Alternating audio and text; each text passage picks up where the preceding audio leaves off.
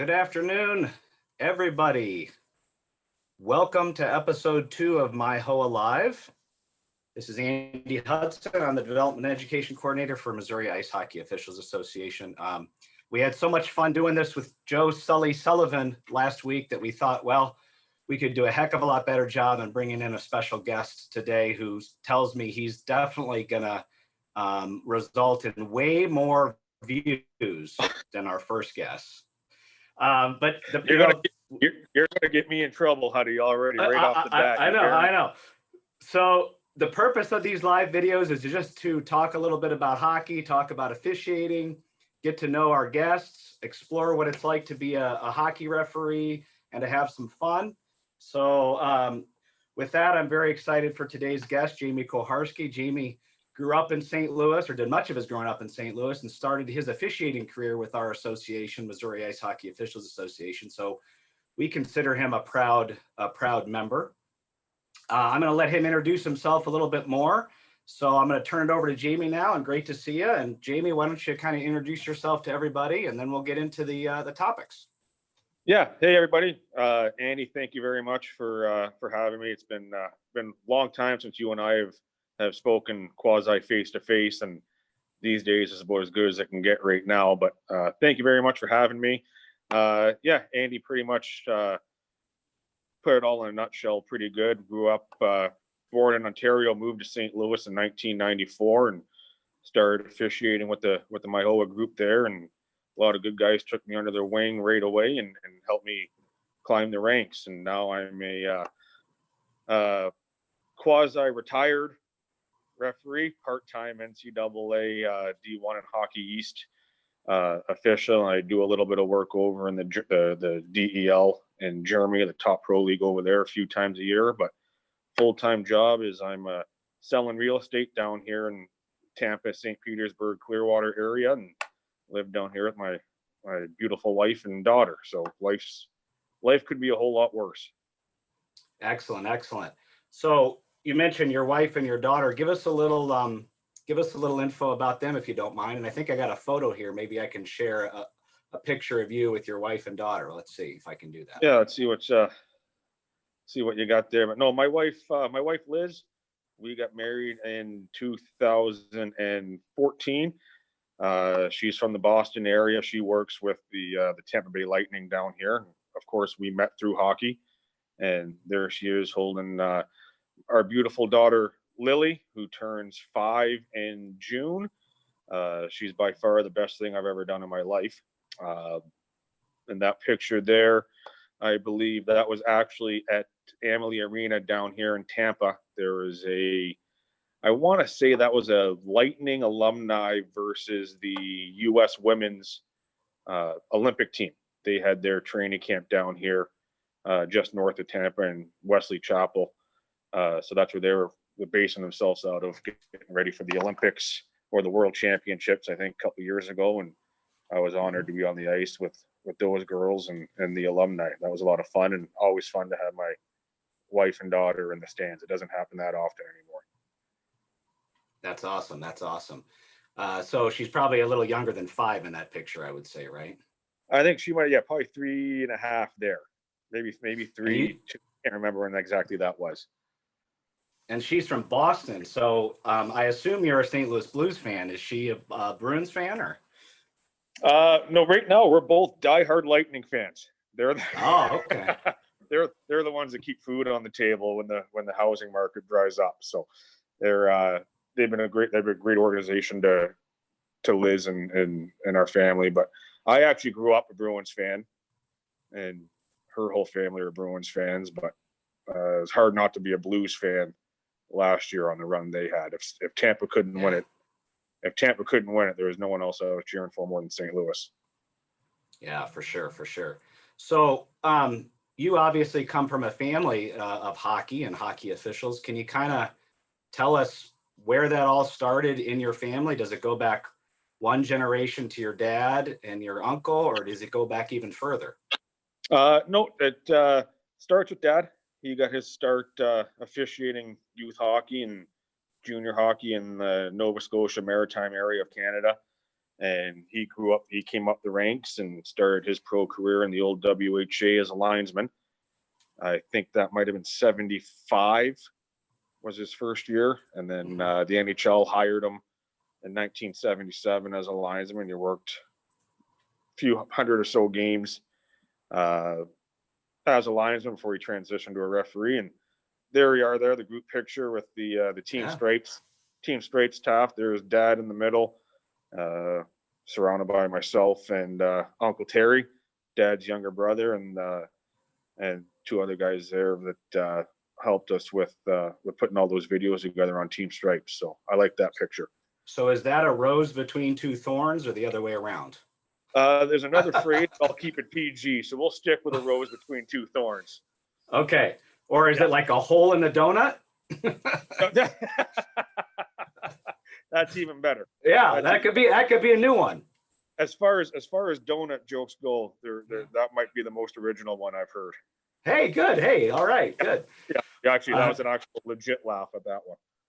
Okay, good. All right, I want to just check out who we got here. This is Andy Hudson again with Missouri Ice Hockey Officials Association. So let me jump on the live stream here, Coho, and see who all's joining us. What we'd love to see you all doing is putting in your where you're joining us from. Now I got the volume up on there. So we want to see who all we got tuning in. So put your name in the comments. Tell us where you're coming at us from right now. There's 11 people watching, Coho. So oh wow, breaking record. Yeah, at this point with Sully, I think it was 7. Okay. So I think you're already breaking them. So put it in the comments who you are, where you're watching from, and if you have any questions, we'll be happy to answer them, or at least we can make up stuff. And for the record, Sully, if you're watching now or you're watching later, I never said I never guaranteed I was going to beat you. I jokingly said I have to beat you to make this a success, like a big shoot Bill. Okay. Well, we'll keep it friendly between you guys. I don't need Sully taking a run at me this summer. There you go. On the golf course. Right. Yeah. Oh, I got no chance against him on the golf course. That's for sure. So you moved to St. Louis, you said in 94? 94. Yeah. The 94. NHL. We were living in Berlin, Ontario, just in between Toronto and Buffalo. And the NHL went to Dad at the time and asked if he'd be interested in moving to the US. And at that time, the NHL referees, if you made $50,000 and you lived in Canada, you got paid 50,000 Canadian. And if you lived in the US, you got paid 50,000 US. So Dad jumped at the opportunity to make about a 75% raise just by moving across the border. So they gave him choice of a couple cities that they'd like. Chicago was one, maybe, and St. Louis. And Dad picked St. Louis right off the bat just because it was always one of his favorite cities to travel in and out of throughout the years. And he made a lot of good friends and acquaintances in the area. And we're happy that he did. We're happy that he couldn't think of a better place to move to from Canada. So it was great. Awesome. Well, we're happy to consider you a St. Louisan still, even though you like the Lightning. I do like the Lightning, but I'm definitely a St. Louis. St. Louis is my hometown. I consider St. Louis my hometown for sure. Okay, so speaking of your hometown, I'm going to do a quick rapid fire round here. You're not expecting this. I did this with Sully. All right. Okay. Rapid fire questions. Are you ready? Let me Can we edit this? Can we edit this? No, we can't. We can't edit them. PG-13. Are you ready? I'm ready. Favorite St. Louis area rink that you played in? Oh, Creve Coeur. Creve Coeur. Was that when the neutral zone was like the size of a Dodge Neon, or? Yeah, absolutely. And the boards, every time you went against the boards, you thought they were going to tip over. Okay. Yeah. They've improved it, and the rink that has a bigger neutral zone now. Oh, that's good. Just easier for linesmen now. Yeah, exactly. All right. Hull or Oates? Hull. Okay, good. Goal scorer. You're a goal scorer, so that's. We can talk about that later because you and I can share stories about that. Cardinals or Rams? Cardinals. Oh yeah, no doubt about it. Okay, good. Yeah, I knew you'd have to. say I mean, that. Okay. yeah, it's a no-brainer. I don't even like Okay. baseball. It's Cardinals. Right. Art Hill or the St. Louis Hill? St. Louis Or Hill. the Hill. Yeah. Yeah. Yeah. St. Louis Hill. You're a good Italian kid, right? So Absolutely. Absolutely.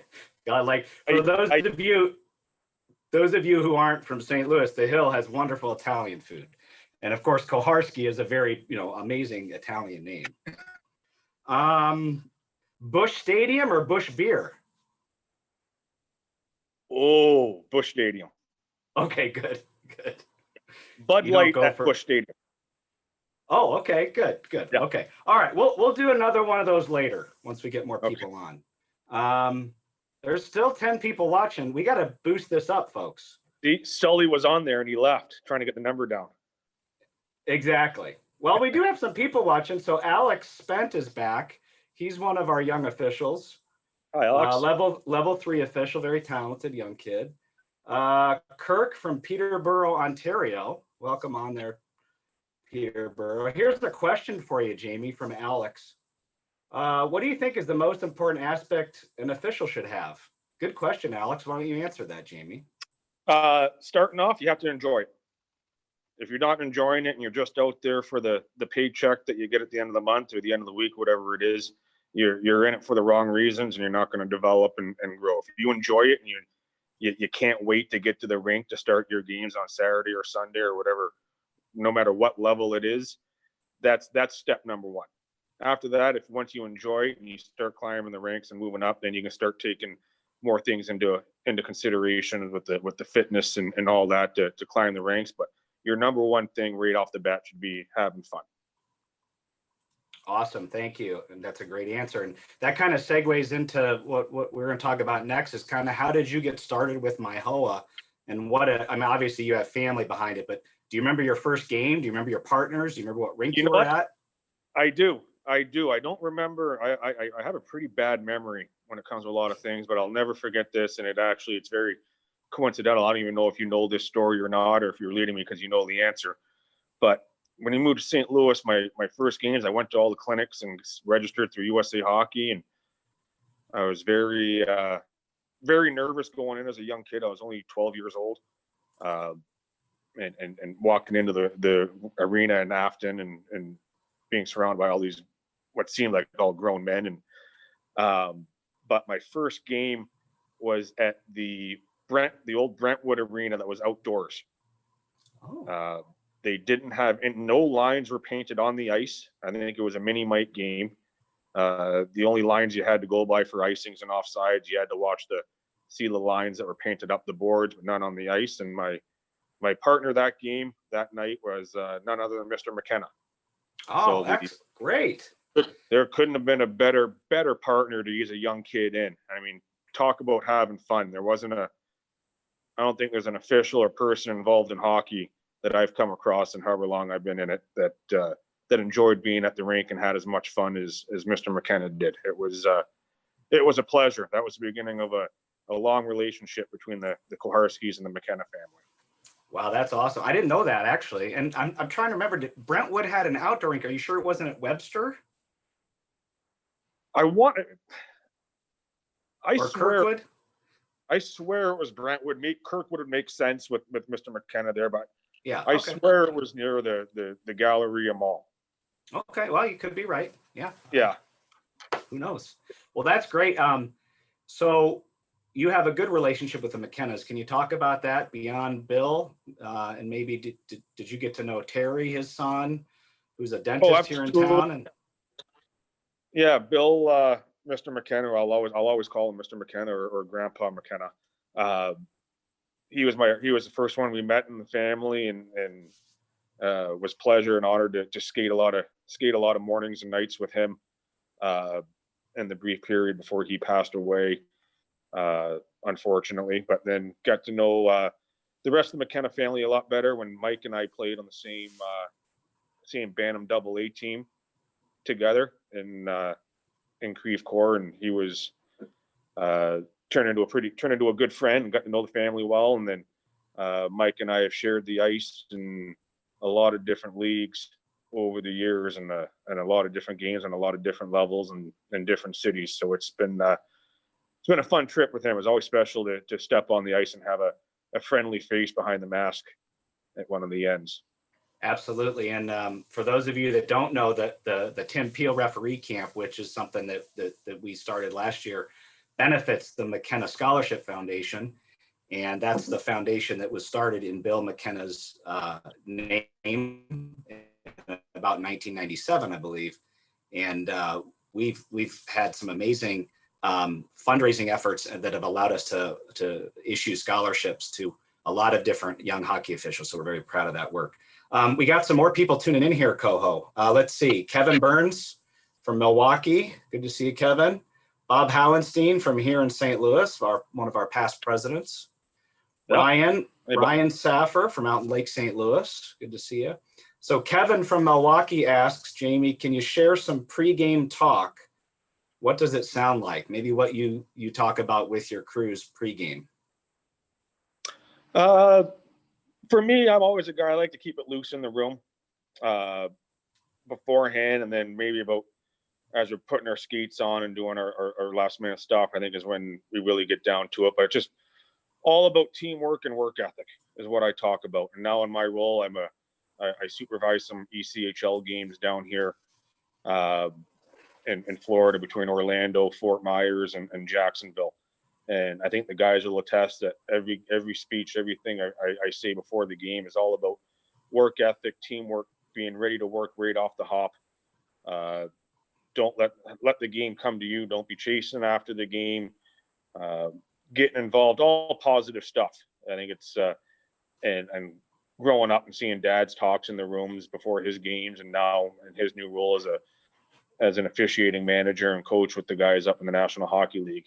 I think I get it honestly from him, because that's always been his approach, and kind of look at it as being no different than a hockey coach trying to get his team ready to go out and play. You got to get your guys that you're working with or that you're there to watch work, get ready to go out and bang it out for 60 minutes. Awesome.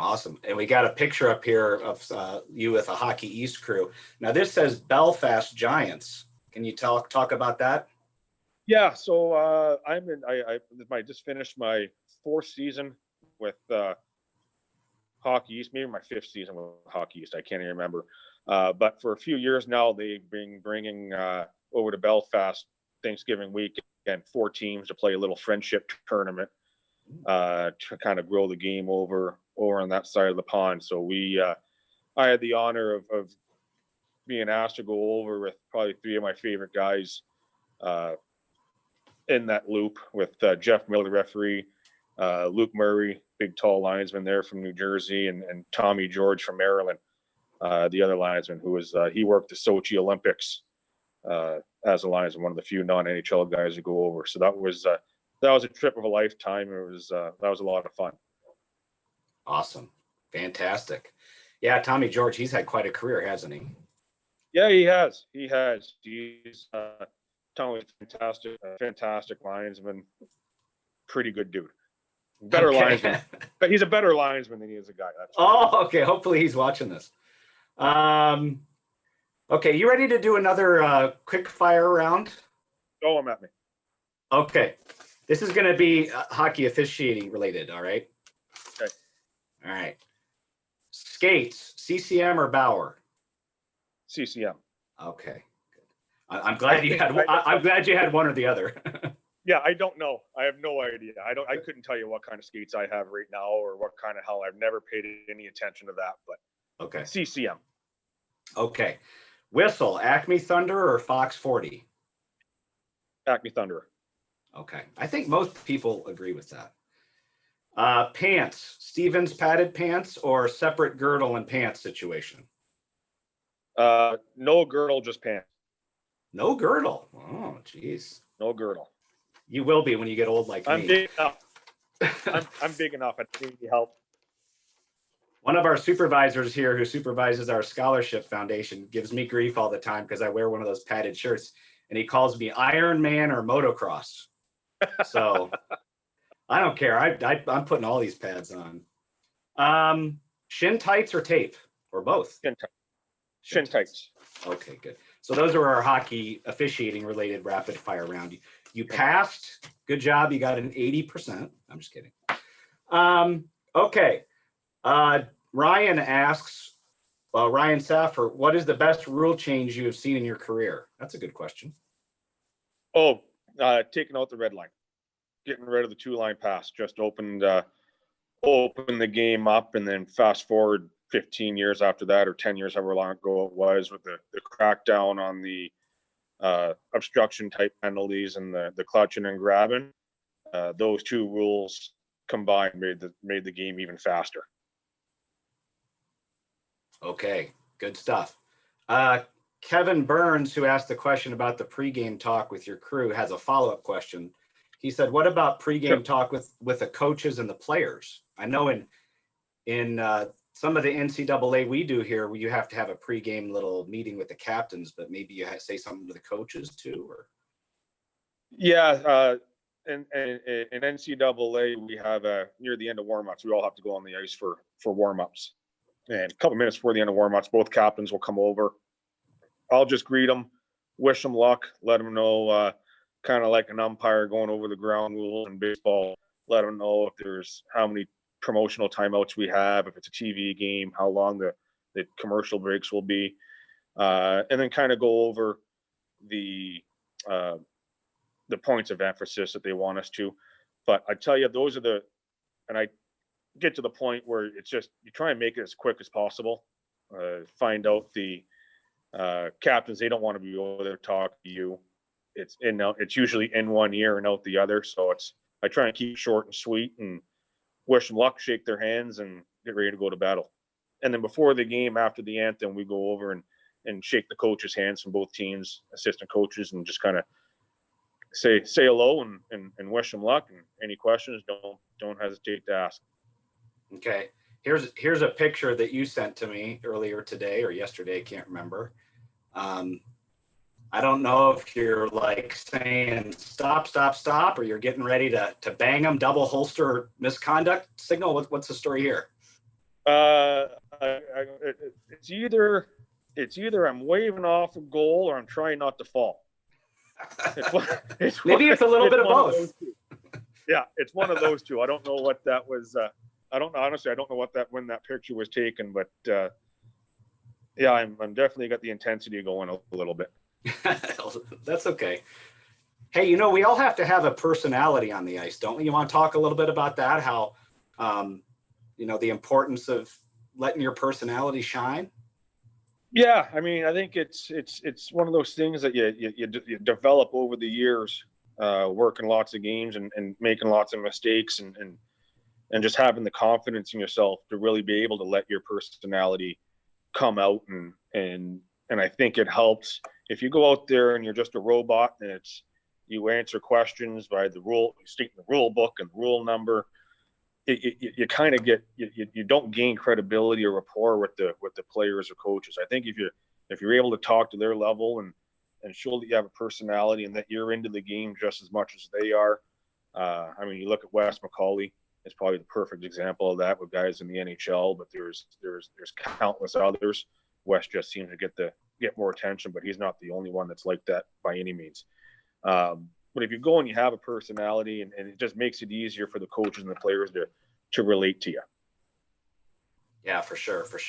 I have to ask about a story that I tell that I've told a lot over the past 15 or 20 years. Involves you and I lining a game together in Springfield, Illinois. And if memory serves, it was your first junior game. Am I right about that? Would have been my first regular season game, 100% right. Okay, I thought it was preseason, and Carrico was reffing, right? Yeah. Okay, so it was regular season. Might have been preseason, but I think I count there might have been some junior tournaments or showcases that summer. But yes, it would have been my first North American League actual game. Okay, so something happened at the end of the first period. Do you remember? You're gonna have to remind me. Okay, the way I remember the story is there weren't any fights in the first period, but they dropped the gloves right as the buzzer blew for the end of the first period. And a guy got his arm loose and broke the other guy's nose. And I mean, there was blood everywhere. Yes. Okay. And the experienced official that I was, linesman, or I just got lucky, I ended up grabbing the puncher, and you had the punchee. And I think we got into that little room that was, you know, that the ref room that didn't even have a toilet. Right off the corner there, the back corner. And yeah. And you had blood places I've never seen blood. You had blood on your helmet. You had blood on your nameplate. You had blood on your arm. I mean, I think you had to take your jersey and rinse it out. And your dad came in, and this is PG-13, but he came in and he goes, "Oh, frickin' rookie." I looked at you, and you were like 16, 17 years old or something. Yeah, would have been. I think I was 17 years old, and I have a memory now of having to go because there was no hot water in our shower. For some reason, it wasn't working. I had to get hot water to rinse my jersey off, and I had to go into the lobby of the arena through all the fans to go into the public bathroom there to rinse my own jersey off. No, I do remember that. Guess what? There was plenty of water in there. We just made you do that.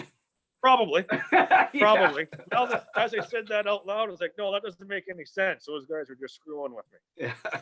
The other part I remember that story was we went to like Wendy's or something on the way home, and your dad drove us up there, right? And so like you ordered a number 4, I ordered a number 5, value meal or something. And Jim Carrico's like, "Yeah, I'll have a chicken sandwich with light mayonnaise and no pickles and tomatoes on the side." And your dad goes, "Okay, I want a number 4 for Foofy with no mayonnaise." He wasn't gonna let Jimmy get away with that order. No. No. No. I don't know. Who was Jimmy trying to impress, trying to eat healthy at Wendy's in Springfield? Yeah. I don't think it was healthy. I just think he didn't like mayonnaise. I don't know. All right, let's get back on track. All right, so when did you start taking your officiating seriously? We're kind of bouncing around here, but like, when did you know that you wanted to make a go of it? Well, I always took it seriously. I think there's 2 parts to that question. I always took it seriously from day one. I always had the mindset that the kids deserve the best effort I could give them as an official on the ice, no matter what level it was. But when I really started thinking I can make a career out of it, it's all attributed to MIHOA, just being able to move up the ranks in youth hockey as rapidly as I did, getting thrown into AAA games at the same level, refereeing the '82 AAA team when I was born in 1982.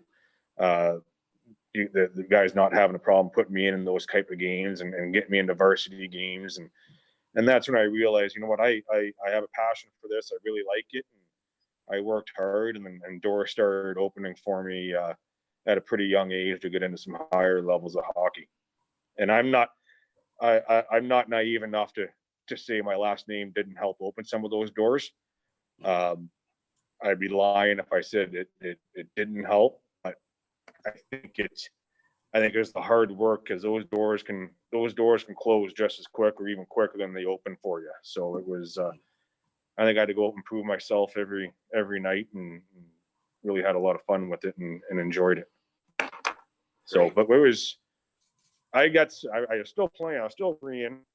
I was officiating, still playing my senior year in high school on the varsity team at Lafayette. And at that time, I was lining in the North American League, the USHL, and the United League as well, with the Missouri River Otters over there in St. Charles. And I remember I got suspended from playing for 6 games. Kind of might have started and continued to brawl pretty bad. A kerfuffle? They tried a little kerfuffle. Yeah. A little kerfuffle. And it was, I remember I got suspended for 6 games, and it was near the end of the season. I was like, you know what? What am I even doing? I'm just going to end up getting hurt playing hockey. I'd rather just focus on officiating. So that's when I stopped playing full time and focused on my officiating career. So you went to Lafayette. I forgot to mention that. Did you know Jim Carrico is now coaching Lafayette? Is he? He is. Yeah. I think I saw they had a pretty good run this year in the playoffs. Did they not? Yeah, well, they won the Wickenheiser Cup last season, and then they made it all the way to the semifinals of the Challenge Cup this year. So he did a great job behind the bench. Oh, Yeah, that's awesome. That's yeah, awesome. We in my 4 years of playing varsity there, we never even came close to beating Marquette. So I'm glad that might be changing. yeah. No, they had a good team, and Jim Carrico, if you're watching, you're definitely an above-average coach. We appreciate you. Just messing with you, JC. All right, we have a few more questions. We were only going to do this for a half an hour, but do you mind sticking around for a few more minutes, or? No, absolutely. I got Okay. I got nowhere to be for another 45. So Okay. Well, then we'll stay on for 44 minutes. No, I'm kidding.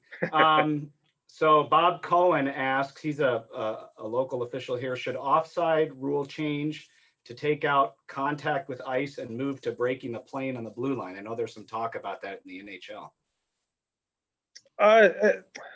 I don't see the harm in changing it to that. I mean, you see how many goals do you see they're scoring in the NHL that are good hockey goals, and then you get the frame by frame, and the guy's got his foot still hanging over in the neutral zone, but it's off the ice. I mean, I think that's a good rule, and any rule that's going to end up putting more goals and more pucks in the back of the net, I think the NHL will fully embrace. Okay. I'm going to share one more photo here with everybody. Can you see it up there? The Panda jersey. That's the best referee jersey in the history of hockey. I actually like it a lot. Can you tell us about working in this league, what league this is, and then why the Panda? Yeah, so that's the DEL. It's the top pro league over in Germany.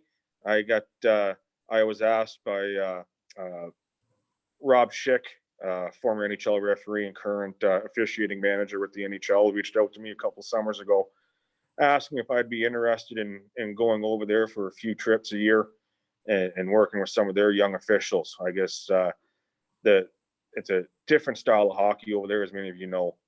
Bigger ice surface, excuse me.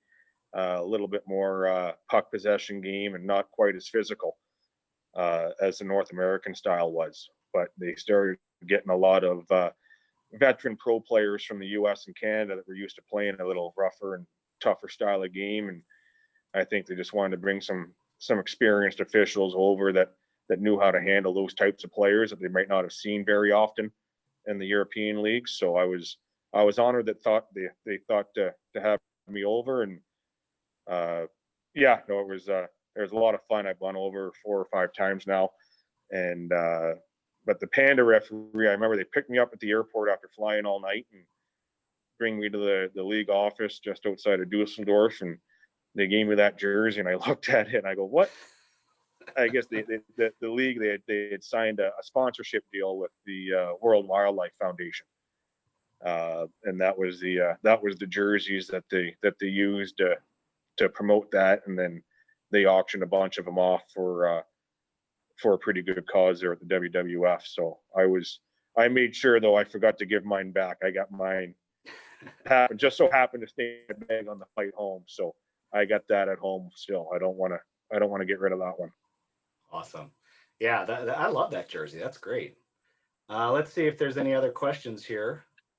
What is Jamie's opinion on the icing rule changes, and do you have any tips for zero tolerance? This is from Alex. I think he's about 17 years old. Okay, Alex, is icing rule changes with, and I apologize, I'm not up to date with the USA Hockey amateur rule book as I probably could or should be. But if he's talking about the hybrid icing, if that's a rule change, I can touch on that. And I think that's great for the game too. It's all about safety of the players. The argument when they first came out with it was you're going to miss that exciting race for the puck and that forward beating the D-men down there and getting to the puck first and negate an icing.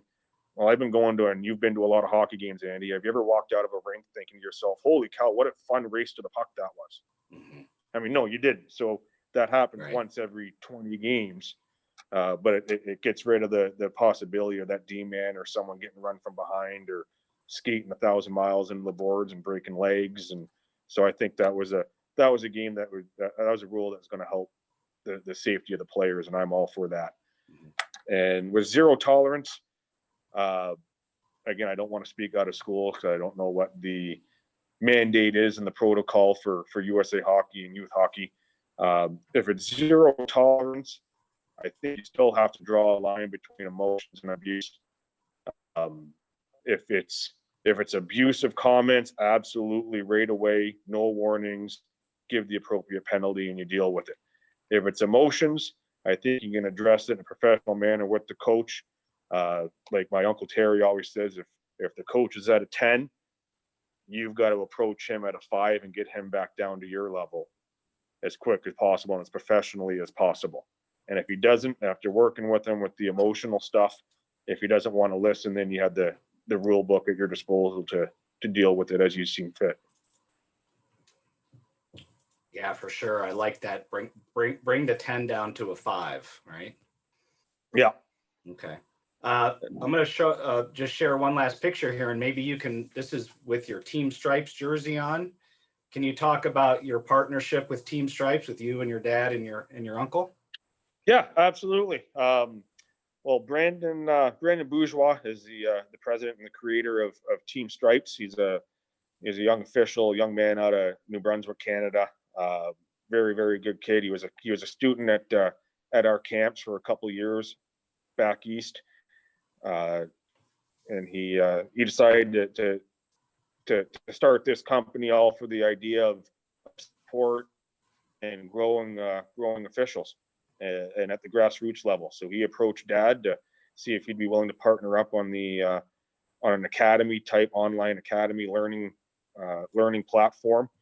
And Dad jumped at the opportunity. He's always been about the grassroots and development of the young officials. So it was a long 4 days of filming with 14 or 15 lessons that we had with a professional film crew that flew into New Brunswick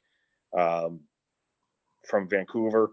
And it was a whole lot of fun being able to have a part in drawing up the lessons and some of the drills and that you see that those of you that have joined the academy have seen. And we've heard nothing but positive feedback from anyone that's watched it.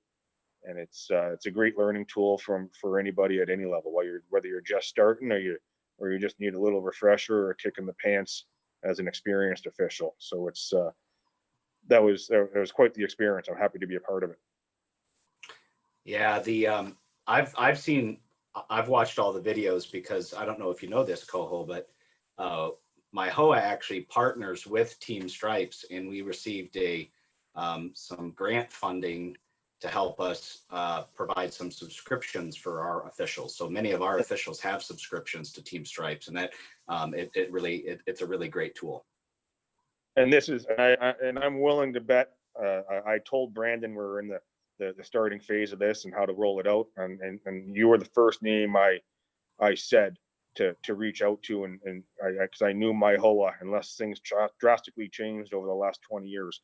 I knew MIHOA has always been about the development of young officials, and it's a testament to you guys and the fact that you have so many great young officials coming out of St. Louis area that have moved on to junior hockey, pro hockey, NCAA stuff. So it's there's a big reason for that, and I'd be willing to bet that your guys' numbers in regards to retention of officials and development of officials will probably far exceed those in other areas throughout the U.S. and Canada. And it's all a testament to the work you guys do behind the scenes. Well, we appreciate that. Thank you.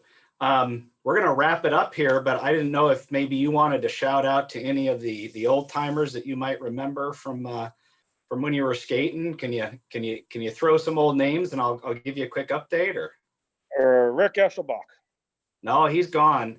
He hasn't been around in a long time, but I think he's still selling Catholic supplies. Okay. Yeah. Okay. You got to be careful when you say he's gone. No, I'm sorry. No, he's he's no longer in hockey. He used to smoke cigarettes in between periods, if I remember. Oh, I remember one of my first St. Louis Sting games. I was a linesman working, my mom came to the game, and I was working with Rick. And after the first period, I hear this tiny woman's diminutive voice coming down the hallway at the rink in Chesterfield. JD, Jane. It was my mom coming down between period, right between all the teams' locker room, coming down to see me. My wife coming down to give Rick a hug, because Rick was always one of her favorites in the area. Okay. But I mean, Mark Icing, Yeah. Uncle Bob Cunningham, gosh, Jerry Burt, Brad Phillips was always someone.